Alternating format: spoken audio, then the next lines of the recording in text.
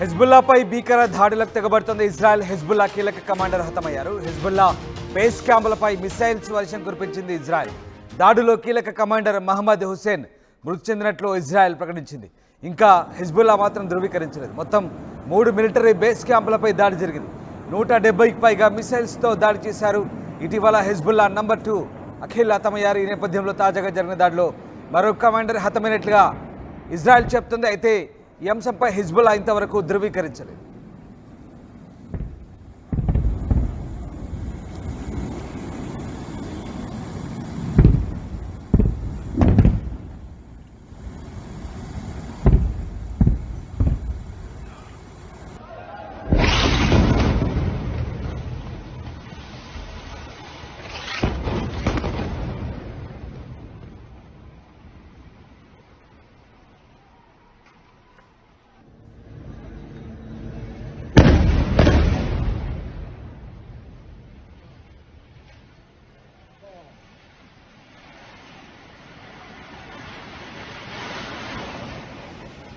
Lebanon రాజధాని బీరూట్లోని ఓ apartment భవనంపై వైమానిక దాడిలో హిజ్బుల్లా డ్రోన్ కమాండర్ను చంపినట్లుగా ఇజ్రాయెల్ సైన్యం చెబుతోంది. కమాండర్ మహమ్మద్ హుసేన్ చంపబడ్డారంటూ ఇజ్రాయెల్ చేసిన వాదనపై హిజ్బుల్లా వ్యాఖ్యానించలేదు. మరోవైపు హిజ్బుల్లాపై తమ దేశం పూర్తి శక్తితో దాడి చేస్తున్నట్టు, తమ లక్ష్యాలను సాధించే వరకు ఆగదంటూ ఇజ్రాయెల్ ప్రధాని బెంజమిన్ నెతన్యాహు అంటున్నారు. ఐక్యరాజ్యసమితి జనరల్ అసెంబ్లీ వార్షిక సమావేశానికి హాజరయ్యేందుకు న్యూయార్క్ చేరుకున్నప్పుడు నెతన్యాహు ఈ విషయం చెప్పారు. ఈ సమయంలో అమెరికా, యూరోపియన్ యూనియన్ అధికారులు ఇజ్రాయెల్, లెబనాన్, హిజ్బుల్లా మధ్య 21 రోజుల పాటు చర్చలకు సమయం ఉండేలా కాల్పుల విరమణ జరపాలంటూ పట్టుబట్టారు. దీంతో ఇటు ఇజ్రాయెల్ ఎవరి మాట వినడం లేదు. ఇజ్రాయెల్ తాము పూర్తి స్థాయి విజయం సాధించే వరకు ఇక యుద్ధం కొనసాగుతుందంటూ చెప్తున్న పరిస్థితి. మరోవైపు అమెరికా, ఫ్రాన్స్ ఇంకా మిగతా కొన్ని యూరోపియన్ యూనియన్ దేశాలు ఇజ్రాయెల్ను 21 రోజుల పాటు దాడులు ఆపమంటూ చెప్తుంది. అయితే ఇజ్రాయెల్ దానికి సస్యమిరా అంటుంది. ఖచ్చితంగా అంతిమ విజయం సాధించే వరకు దాడులు కొనసాగుతాయంటూ ఇజ్రాయెల్ ప్రధాని నొక్కి చెప్తున్నారు. తమ సైన్యానికి కూడా భీకర దాడులు చేయమంటూ ఆయన సూచనలు చేస్తున్న పరిస్థితి కనబడుతోంది. ఇజ్రాయెల్ విధానం స్పష్టంగా ఉందంటూ నెతన్యాహు చెప్తున్నారు. ఇక ఇజ్రాయెల్ లెబనాన్పై దాడులు పెంచిందంటూ ఇజ్రాయెల్ లక్ష్యంగా చేసుకొని ఈ దాడులు చేస్తోంది. 11 నెలలకు పైగా ఇజ్రాయెల్పై మిలిటెంట్ గ్రూప్ అలాగే క్రాస్ బార్డర్ షెల్లింగ్ను ముగించాలంటూ తాము నిర్ణయించుకున్నామని ఇజ్రాయెల్ నాయకులు చెప్పారు. దీనివల్ల ఉత్తర ప్రాంతాల నుంచి వేలాది మంది ఇజ్రాయెల్ ఖాళీ చేయాల్సి వచ్చింది. ఈ నేపథ్యంలో తాజాగా బాంబింగ్ జరుగుతుంది. ఓ అపార్ట్మెంట్పై జరిపిన బాంబింగ్లో ఇజ్రాయెల్ చెందినటువంటి రాకెట్లు, మిసైల్స్ విరుచుకుపడుతున్నాయి. ఒక్కసారిగా హిజ్బుల్లా కమాండర్ హతమైనట్టుగా తెలుస్తుంది. ప్రస్తుతం ఈ వైమానిక దాడిలో హిజ్బుల్లా కమాండర్ ఒకరు మృతి చెందినట్టుగా ఇజ్రాయెల్ చెప్తుంది. అయితే దీన్ని హిజ్బుల్లా ఇంతవరకు ధృవీకరించలేదు. మహమ్మద్ హుసేన్ సురూర్ చంపబడ్డారంటూ ఇజ్రాయెల్ చేస్తున్న వాదనను హిజ్బుల్లా ఇంతవరకు ధృవీకరించని పరిస్థితి. హిజ్బుల్లాపై తమ దేశం పూర్తి శక్తితో దాడి చేస్తుందంటూ ఇజ్రాయెల్ చెప్తోంది. మొత్తం మీద హిజ్బుల్లా, ఇజ్రాయెల్ మధ్య భీకర యుద్ధం అయితే కొనసాగుతుంది. ఇటు ఇజ్రాయెల్, హిజ్బుల్లా మధ్య దాదాపు 21 రోజుల కాల్పుల విరమణపై తమ ప్రభుత్వం అంగీకరించలేదంటూ బెంజమిన్ నెతన్యాహు చెప్తున్నారు. ఇక పరోక్షంగా ఆయన 21 రోజుల కాల్పుల విరమణకు ఒప్పుకోవడం లేదని సంకేతాలు ఇచ్చినట్టు కనబడుతోంది.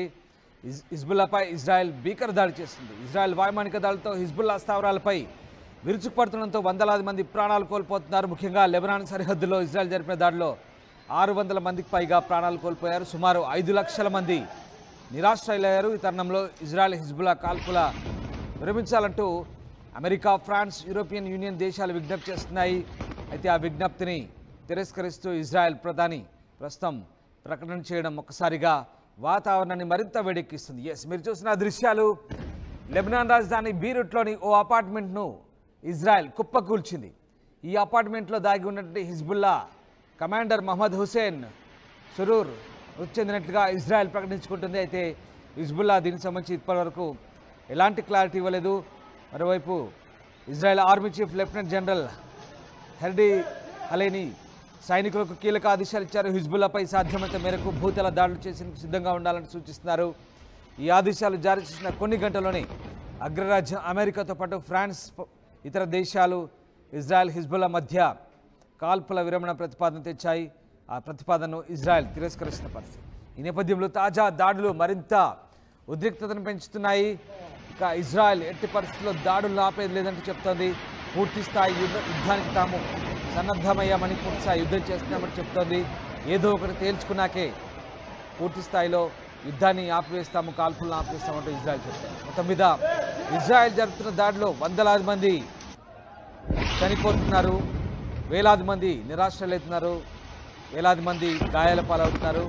ఎక్కువ మంది ఇటు లెబనాన్ రాజధాని బీరుట్ నుంచి చాలామంది అటు సిరియా వైపు వలస వెళ్తున్నారు. పౌరులంతా కూడా అక్కడి నుంచి ప్రాణాలు కాపాడుకునేందుకు, సురక్షితంగా ఉండేందుకు అక్కడి నుంచి బయటపడుతున్న పరిస్థితి కనబడుతోంది. ఇక పూర్తి స్థాయి దాడులకు దిగింది. పాలస్తీనా గాజాపై ఏ రకమైన దాడులు చేసి పూర్తిగా అక్కడి పట్టణాలను పూర్తిగా శిథిలాల దిబ్బగా మార్చిందో, ఇక లెబనాన్పై అదే తరహా దాడులు చేస్తుంది ఇజ్రాయెల్. తమ లక్ష్యం పూర్తయ్యాక దాడులను ఆపుతామంటుంది. ఈ నేపథ్యంలో ఇజ్రాయెల్ చేసినటువంటి దాడులను అటు హెజ్బుల్లా కూడా సమర్థవంతంగా తిప్పికొడుతున్నట్టు చెప్తుంది. మరోవైపు ఐక్యరాజ్య సమితిలో ఇటు లెబనాన్ దేశాధినేత తమపై దాడులు ఆపేలా చొరవ చూపాలంటూ ప్రపంచ దేశాలను విజ్ఞప్తి చేస్తున్న పరిస్థితి కనబడుతూ ఉంది. ఇవాళ ఐక్యరాజ్య సమితిలో ఇటు ఇజ్రాయెల్ ప్రధాని బెంజమిన్ నెతన్యాహు కీలక ఉపన్యాసం చేయబోతున్నారు. ఈ నేపథ్యంలో ఆయన ఎలాంటి ప్రకటన చేయబోతున్నారని మాత్రం ఆసక్తికరంగా మారింది.